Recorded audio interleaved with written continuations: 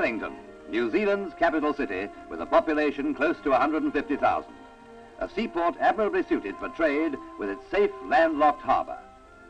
Our visit here is to meet the liner Monowai, which is engaged in regular service between Wellington, Auckland and Sydney.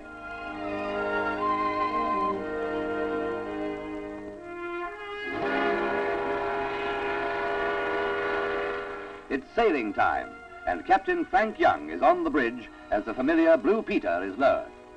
Monowai is noted for her accurate schedule, invariably arriving and leaving right on time. Sydney-bound, 1,234 miles across the moody Tasman Sea, often one of the roughest strips of ocean in the world, while Captain Young holds one of his daily conferences with the chief officer and engineer.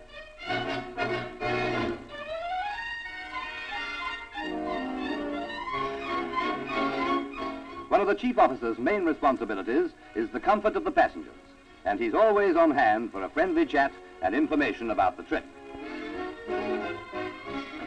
Deck games are an important part of shipboard life, with lots of keen jockeys to wind up their mounts coming down the straight.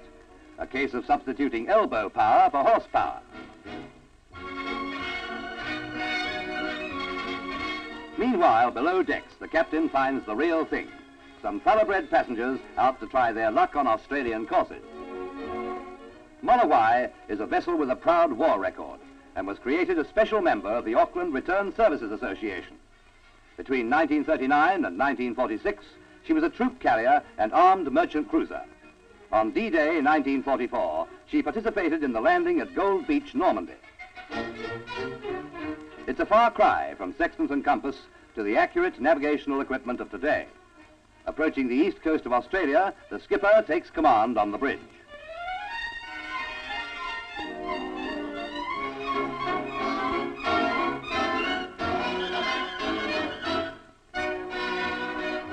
In the harbour, Captain Young is very much at home among familiar landmarks such as Port Denison. 9 years as master of Monowai has made him a frequent visitor. He first left Sydney in sailing ships 40 years ago, and in those 4 decades has seen some surprising changes. Today, Circular Quay is taking on a facade of tall contemporary buildings, a 20th century waterfront of glass, concrete and steel. Even to the eyes of a regular visitor like the captain, Sydney's development draws continual interest. The expressway from the harbour bridge now clears traffic bound for the eastern suburbs, bypassing the busy city area.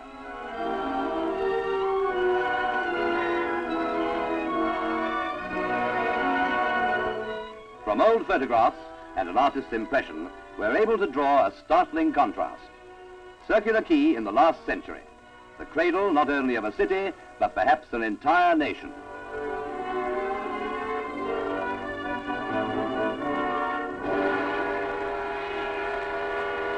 Today and yesterday, linked only by memory, as Captain Young and Monowai sail on their return voyage. Sydney falls astern as the captain looks ahead to Wellington. Literally, a man of 2 cities and the ocean between.